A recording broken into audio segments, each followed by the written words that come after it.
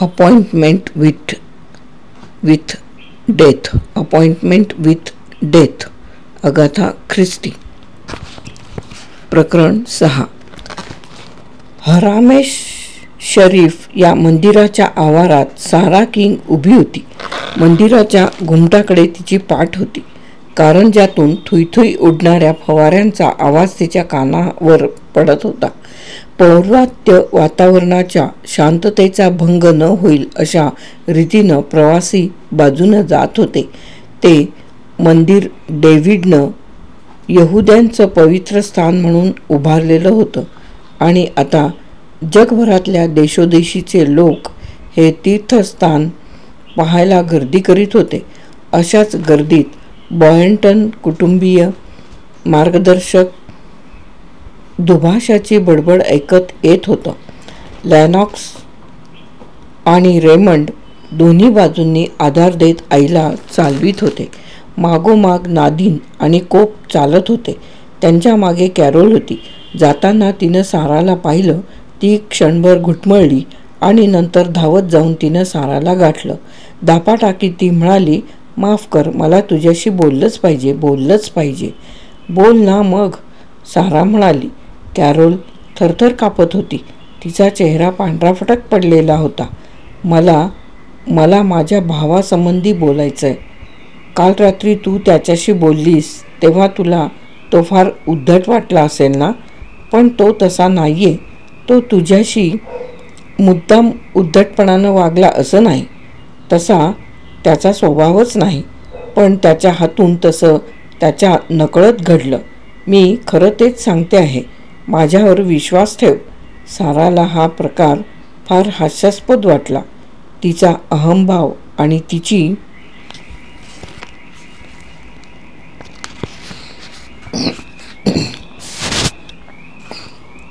सद्भिरुची यांना धक्का बसला. एका नवख्या मुलीनं अचानक धावत येऊन आपल्या गावंढळ आणि उद्धट भावाबद्दल अशी हास्यास्पद सफाई देण्याचं कारणच काय? ती काहीतरी मोगम उत्तर देणार होती, पण नंतर तिनं विचार बदलला. हे काहीतरी मुलखावेगळं होतं. मुलगी फार मनापासून बोलत होती. तिच्यातलं डॉक्टर पण जागृत झालं. अंतस्फूर्तीनं तिनं जाणलं की काहीतरी वेगळंच पाणी मुरतंय. तिला प्रोत्साहित करण्यासाठी ती म्हणाली, हं बोल, मला सगळं सांग. कॅरोलनं विचारलं, तो तुझ्याशी ट्रेनमध्ये बोलला खरं ना? हो, म्हणजे मीच त्याच्याशी बोलले. अर्थात तूच त्याच्याशी बोलली असली पाहिजेस. पण काल रात्री रे भ्यालेला होता. मला माहीत आहे. माझं बोलणं तुला वेडेपणाचं वाटेल, पण माझी आई ती आजारी आहे. आम्ही कोणी तिराईत माणसाशी मैत्री केल्याचं तिला आवडत नाही. पण रेला तुझ्याशी मैत्री करायला आवडेल हेही मला माहीत आहे. पण आमचं कुटुंबच जरा विचित्र आहे, जगावेगळं आहे. तिनं भिरभिरत्या नजरेनं सगळीकडे पाहिलं. त्या नजरेत भय होतं. ती पुढे म्हणाली, मला गेलं पाहिजे. सगळे शोधित असतील मला. एवढी कसली घाई आहे? थांबायचं असलं तर थांब ना. आपण बरोबरच परत जाऊ. नाही, मला तसं करता येणार नाही. का करता येणार नाही? खरंच नाही करता येणार. माझी आई तिला. सारा शांतपणे म्हणाली, आपली मुलं मोठी झालेली आहेत हे कधीकधी आईच्या लक्षातच येत नाही. ती तिच्याच इच्छा मुलांवर लादण्याचा अट्टहास करीत राहते. अशा अट्टहासापुढे वाकणं हे चुकीचंच. आपल्या हक्कासाठी प्रत्येकानं कंबर कसून उभं राहिलं पाहिजे. कॅरोल पुटपुटली, तुला नाहीच समजणार ते. सारा पुढे म्हणाली, भांडणातंटणाला घाबरून असा अट्टहास निमूटपणे सहन केला जातो. तंटे बखडे कुणालाच नको असतात. पण मला वाटतं स्वतःच्या स्वातंत्र्यासाठी प्रत्येकानं लढलंच पाहिजे. स्वातंत्र्य? आमच्यापैकी कोणीही कधीही स्वतंत्र नव्हतं. पुढेही कधी स्वतंत्र होणार नाही, कॅरोल म्हणाली. काहीतरी काय बोलतेस? कॅरोल वाकून तिच्या हाताला स्पर्श करीत म्हणाली, ऐक, मी समजावून सांगते ते नीट ऐक. ही माझी सावत्र आई आहे. माझ्या वडिलांशी लग्न होण्याआधी ती एका तुरुंगाची जेलर होती. माझ्या वडिलांनी तिच्याशी लग्न केलं. तेव्हापासून हे असंच चालू आहे. आम्ही मुलं तुरुंगातले कैदी आणि ती आमची जेलर. आजपर्यंतचं आमचं सगळं आयुष्य तुरुंगातच गेलेलं आहे. तिनं बिरबिरत्या नजरेनं पुन्हा सगळीकडे पाहिलं आणि ती म्हणाली, मला गेलं पाहिजे. सारा तिचा हात धरून तिला थांबवीत म्हणाली, एक मिनिट, आपण पुन्हा भेटून यावर बोललंच पाहिजे. नाही नाही, मला ते शक्य होणार नाही. शक्य होईल, झोपण्याआधी माझ्या खोलीत ये. 319 नंबर आहे खोलीचा. विसरू नकोस, नक्की ये. सारानं हात सोडताच कॅरोल धावत आपल्या कुटुंबाकडे गेली. सारा तिच्याबद्दल विचार करीत असतानाच डॉक्टर जिराड तिच्याजवळ आले आणि म्हणाले, गुड मॉर्निंग मिस किंग. आता मिस कॅरोल बॉयंटिनशी बोलत होतीस? हो, विलक्षण असं काहीतरी ती सांगत होती. सांगते तुम्हाला. आणि सारानं डॉक्टरांना झालेलं सगळं संभाषण सांगितलं. ती हिप्पोपोटॅमससारखी गलेलठ्ठ बाई तुरुंगाची जेलर होती. हे मोठंच सूचक आहे. अर्थपूर्ण सूचक आहे. अर्थपूर्ण आहे.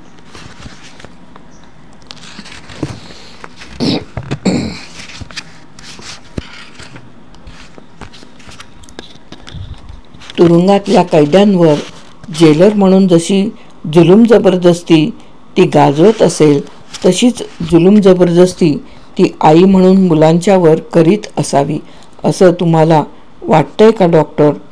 तीच सवय तिच्या रक्तात भिनलेली असावी का? सारानं विचारलं. डॉक्टरनं नकारार्थी मान हलवीत म्हटलं, तसं नाही. या दृष्टिकोनातून आपण या समस्येकडे पाहिलं तर ते चुकीचं ठरेल. ती तुरुंगाची जेलर होती म्हणून ती अशी जुलमी झालेली नाही. त्यापेक्षा खोलवरचं काहीतरी कारण असलं पाहिजे. त्यापेक्षा आपण असं म्हणूया की तिला जुलूम करणं अतिशय प्रिय असल्यामुळे ती जेलर झाली. दुसऱ्या माणसांवर सत्ता गाजवण्याची तीव्र आंतरिक इच्छा मनात दडलेली असल्यामुळेच तिनं जेलर होणं पसंत केलेलं असावं. डॉक्टर फार गंभीर होत पुढे म्हणाले, माणसाच्या सुप्त मनात अशा विलक्षण आणि अनोख्या इच्छा आकांक्षा दडलेल्या असतात की आपल्याला त्यांची कल्पनाही करता येणार नाही. सत्तेची हाव, क्रूरतेचा सोस, नासधूस करण्याची राक्षसी इच्छा आपल्या रानटी पूर्वजांपासून वंशपरंपरागत चालत आलेला हा वारसा आहे. क्रूरतेचा, आवरटपणाचा आणि राक्षसीपणाचा वारसा. आपण त्याला नाकारण्याचा, मनाच्या दाराबाहेर ठेवण्याचा खूप प्रयत्न करतो, पण काही वेळा तो इतका प्रबळ होतो की दार फोडून आत शिरतोच. साराच्या अंगावर शहारा उठला. डॉक्टर पुढे म्हणाले, आज सर्वत्र आपल्याला तेच चित्र दिसतंय. राजकीय पंथ, देशांचं वर्तन, माणुसकी, करुणा, बंधुभाव, अहिंसा अशा सुसंस्कृती विरुद्धची ही असंस्कृतीची प्रतिक्रिया आहे. संस्कृतीचे दरवाजे तोडून हे हिंसा धर्माचे प्रचारक स्वतःच्या स्वार्थासाठी रानटीपणाला आणि क्रूरतेला नंगानाच घालायला सारं रान मोकळं करून देत असतात. फार भयानक आहे हे. माणूस नावाचा प्राणी आज कड्याच्या टोकावर कसा तरी तोल सांभाळून उभा आहे.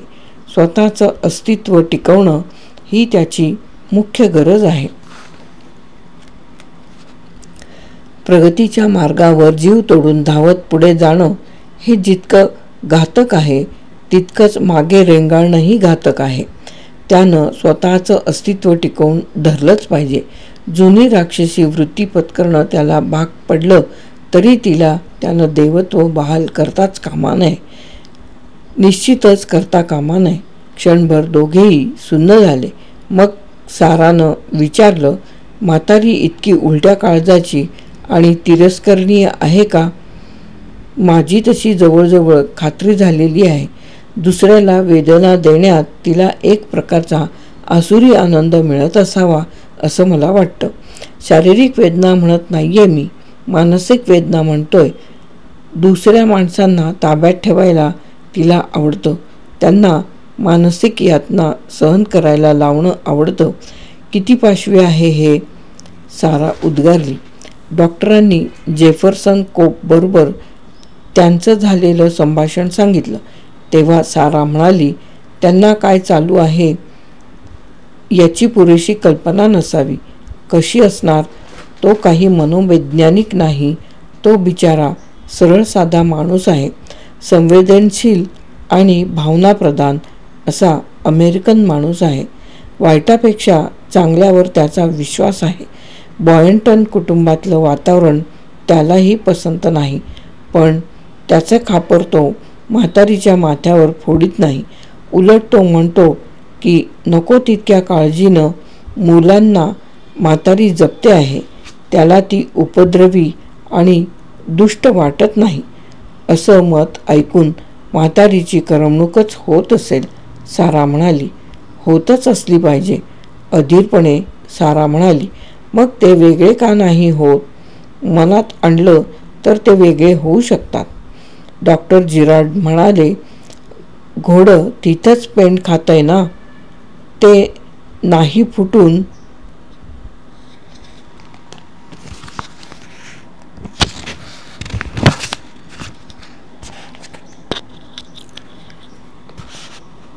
फुटून वेगळे होऊ शकत. कोंबड्यावर केला जाणारा एक जुना प्रयोग पाहिला आहेस का तू कधी? खडूनं जमिनीवर एक रेघ ओढली जाते आणि त्या रेघेवर कोंबड्यांची चोच टेकवली जाते. कोंबड्याला वाटतं त्याला तिथं बांधून ठेवलंय. तो डोकं वर उचलू शकत नाही. या दुर्दैवी मुलांची गत त्या कोंबड्यांसारखीच झालेली आहे.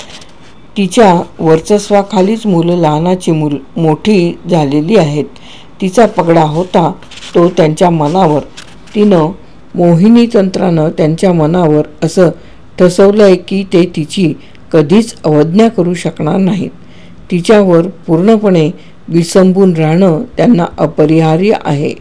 इतकी वर्ष या तुरुंगात थांबून राहिल्यामुळे तो तुरुंगवास त्यांच्या इतका अंगवळणी पडलाय की तुरुंगाचा दरवाजा सतत उघडा राहिला तरी ते त्यांच्या लक्षातही येणार नाही.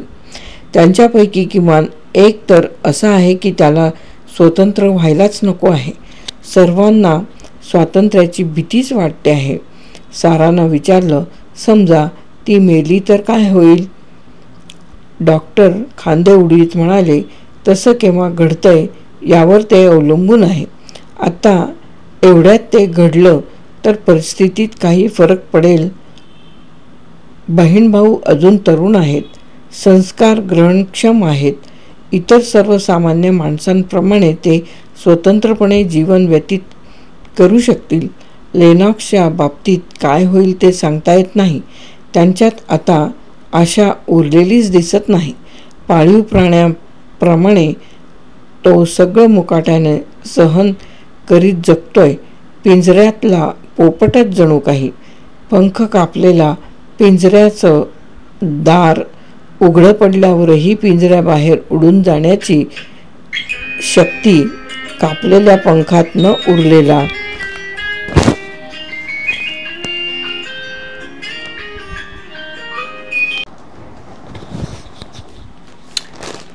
अस्वस्थ मनानं सारा म्हणाली, त्याच्या बायकोनं तरी काहीतरी करायला हवं होतं. तिनंच त्याला पिंजऱ्याबाहेर खेचून न्यायला हवं होतं. मला शंका आहे कदाचित तिनं तसा प्रयत्न केलाही असेल आणि तो फसला असेल. ती सुद्धा म्हातारीच्या प्रभावाखाली असेल का? डॉक्टर म्हणाले, तसं नसावं. ती म्हातारीच्या प्रभावाखाली असेल असं मला वाटत नाही. तिचे डोळेच सांगतात. ती म्हातारीचा कडवटपणे द्वेष करीत असावी. सारा कडवटपणे म्हणाली, त्या दुष्ट म्हातारीला ठार मारायला हवं. तिच्या सकाळच्या चहात आर्सेनिकसारखं जालिम विष कोणीतरी घालायला हवं. आणि नंतर अचानक ती म्हणाली, सर्वात धाकट्या मुलीचं काय? ती लाल केसांची आणि मोहक पण निर्विकारपणे पोकळ हसणारी मुलगी. डॉक्टर कपाळावर आठ्या पाडीत म्हणाले, तिची मला कल्पना नाही. तिथं काहीतरी पाणी मुरतंय. आणि जिनेव्हरा बॉयंटन म्हातारीची स्वतःची मुलगी आहे. हो, तिचं प्रकरण वेगळं आहे, होय ना? डॉक्टर म्हणाले, एकदा सत्तेची आणि क्रूरतेची हाव सुटली की तिच्या कचाट्यातून कोणीही सुटू शकत नाही. ती कोणाचाही अपवाद करीत नाही, अगदी पोटच्या मुलीचा सुद्धा. थोडा वेळ थांबून डॉक्टरांनी विचारलं, तू ख्रिश्चन आहेस का सारा? सारा म्हणाली, मी कुठल्याच एका धर्माची नाही असं मला वाटायचं, पण आता काही सांगता येत नाही. असं मात्र प्रकर्षानं वाटतं की हे सर्व झटकून टाकावं. ही मंदिरं, या मशिदी, हे पंथ आणि धर्मातली ही जीवघेणी तेढ आणि ख्रिस्ताची शांत आणि सोज्वळ मूर्ती गाढवावर बसून जेरुसलेममध्ये शिरताना मला दिसावी. माझ्या मनात येशूविषयी श्रद्धा निर्माण व्हावी. डॉक्टर गंभीरपणे म्हणाले, ख्रिश्चन धर्माची एक शिकवण सांगते की पददलित असलात तरी त्यात समाधानानं राहा. एक डॉक्टर म्हणून मला असं वाटतं की महत्त्वाकांक्षा, यशस्वी होण्याची इच्छा, सत्तेची हाव या सर्व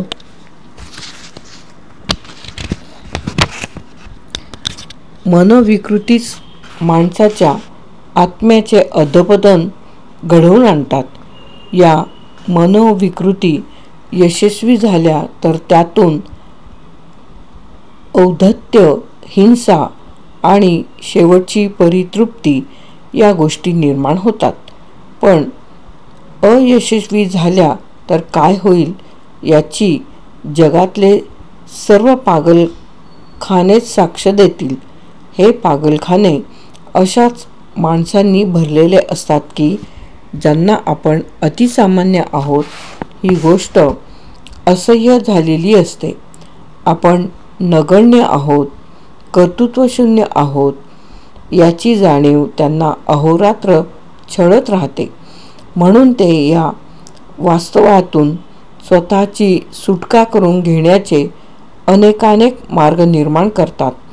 स्वतःला जीवनापासून कायमचं तोडून बाजूला काढतात.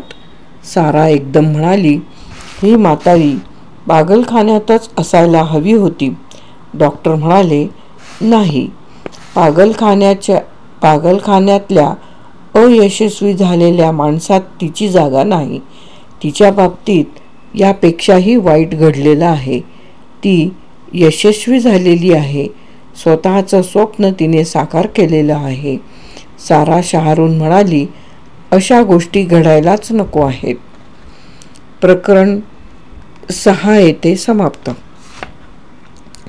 Appointment with death, Agatha Christie.